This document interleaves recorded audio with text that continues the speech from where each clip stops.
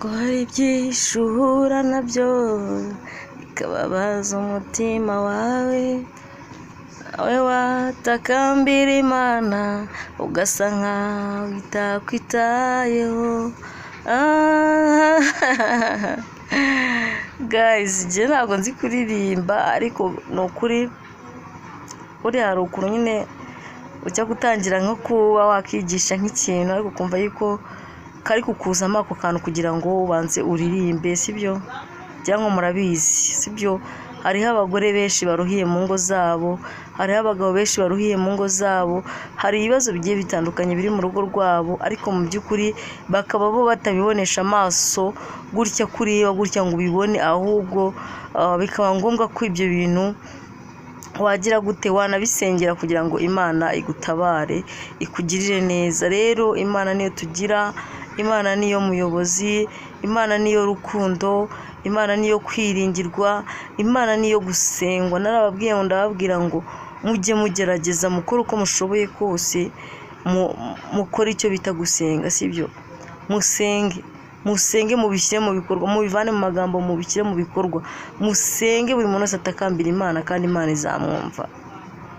Hariho abagore bababaye, hariho umugore ubyuka mu gitondo arira akarirwa arira, akajya yihora yibaza akavuga ati niki nacumuye ku Mana, ko nta kosa nakoze Mana, niki nzira, niki, ugasanga nyine ahora yibaza ibibazo nawe bigiye bitandukanye bikamuyobera. Ariko ndagira ngo umenyeshe ko byanga byakunda burya hari ikintu Imana ibigufiteho, hari uburyo Imana ikunyuza mu ishuri kugira ngo wowe ubwawe ejo uzabashe gusobanurira abandi ishuri wanyuzemo.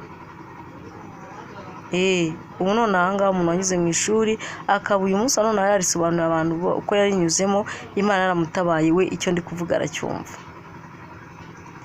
Iyo utabonye ikigeragezo aho wavutse ukibona aho washatse cyangwa se abo mu bo wabyaye, kuko abo nibo basa nkaho batureba, nibo bantu basa nkaho mbese nyine bagize gute, ntabwo mbizi nyine ikintu kikureba kiri permanent, namwe murabyumva, sibyo? Ibyo rero bikaba bisobanuye ngo dukwiriye kwihangana no kureba kure kugira ngo tubashe kubaka ingo zanyu Satani yarazihagurukiye kugira ngo azisenye. Ariko abantu mwatwawe n'iby'isi gusa,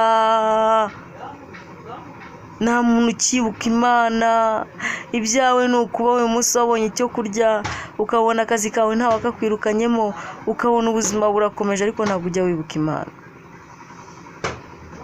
Nta nubwo ujya wibuka ko ayo marira uri kugira uyu munsi ejo ukaba warishimye, ejo ibyo byose ni ibihe Imana bigomba kukunyuzamo. Abagore benshi bari kurira kandi bakaririra mu ngo zabo. Umuntu ashaka kugira ngo aruhuke, ntabwo ashaka kugira ngo akomeze ababare. Abagabo usanga baraca inyuma abagore babo umunsi ku munsi. Noneho ikibazo si ukuvuga ngo waciye inyuma umugore wawe, ahubwo ikibazo ni ukuvuga ngo wamuciye inyuma, hanyuma noneho bigenda biti. Wamuciye inyuma bigenda, wamuciye inyuma urangije unakora uko ushoboye urabimwereka.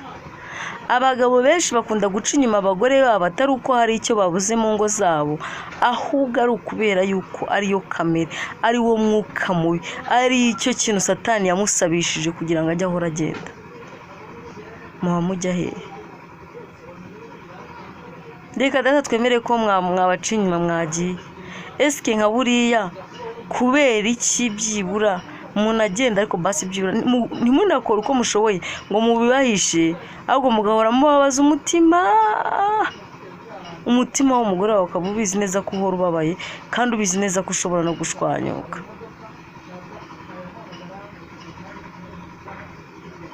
Njyewe ikintu nababwira ni kimwe, ni uko ikintu gikuraho ibyo byose ni ugusenga. Guys, ni ugusenga, ni ugukora uko ushoboye, hanyuma noneho kugira ngo buri muntu wese abashe kwisanga aruhutse. Ni ugukora uko ushoboye. Mugore, niba uzi ko icyo cyorezo cyateye ukaba uzi ko umugabo wawe atabikoraga, izo ni za karande ziguteza gukora ibintu wowe yego kugira ngo niyo ngeso y'umuntu kandi kumbe nawe atari we. Karande abakobwa zibateza kubyarira iwabo, kandi wabonaga ari umukobwa mwiza wiyubashye ufite ubwenge, ariko ukazajya kubona ukabona arabyarira iwabo. Rimwe kabiri gatatu kangahe. Karande ziguteza kubura urushako, ziguteza kubura amafaranga, ziguteza kuba indaya, ziguteza kunywa inzoga, ziguteza ibintu byinshi. Mujye muhaguruka musengere ingo zanyu, muhumuke ku maso. Imana yifuje ko mwubakanaga Imana. Niba habaho ikintu kibabaza Imana ni ukuba babiri bashakanye batandukanye, kuko mwubahirije umugambi wa Satani mu Imana ukaburiramo. Niba habaho ikintu Imana ibabazwa nacyo, izi divorce, gutandukana kwa babiri bashakanye, Imana birayibabaza cyane, birayibabaza hamwe hahandi ihora yumva yuko hari ikibazo runaka kandi icyo kibazo kitakabaye kihari. Njyewe rero ikintu nababwira kandi nanabashishikariza ku bantu bazi Imana, ku bantu bizera ko Imana ihari, ku bantu bazi ko Imana yabaremye, ku bantu mureba ibintu byose bihari muri iyi si mukabona ko ari Imana biremye, icyo nababwira no gusenga, kuko ingo z'abagore muri iyi minsi zirugarijwe. Usibye n'iz'abagore, burya n'abagabo namwe murugarijwe, nubwo iruhare rwisha rimwe mu ruteza, ariko burya n'abagore buriya mujye mubasengera, kuko n'abagore nabo bafite ibibagerageza mu buzima bwabo. Ugasanga araca hariya barasifura, aragaruka hino, bite bimeze ibintu nk'ibyo ugasanga nyine umuntu abifata uko bitari. Ibyo rero mujye mubyibuka, mubihe agaciro, mwumve yuko mukwiriye kwicara mugasengera ingo zanyu, yaba umugore yaba umugabo, mugafatikanya mugasenga, mukabwira Imana umubabaro wanyu, mukereka Imana agahinda kanyu, kuko Imana niyo ibasha kutwumva kandi ikanabasha kureba kure yaho twebwe tutabasha kureba. Ibyo byose rero nimbibabwira mujye mubasha kubyumva kandi mubishyire mu bikorwa, kuko nicyo kintu cya mbere. Urugo ubundi mwe mwumva ibyaha tubivana, ntabwo tubivana kure,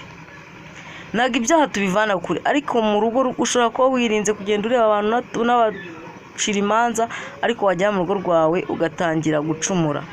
Icyo gihe rero ikintu bigusaba ni ugusenga cyane, Imana ikabavanamo uwo mudayimoni w'ibyo bibazo bigenda biza, kandi nzi neza yuko Imana ibishoboje byagenda neza.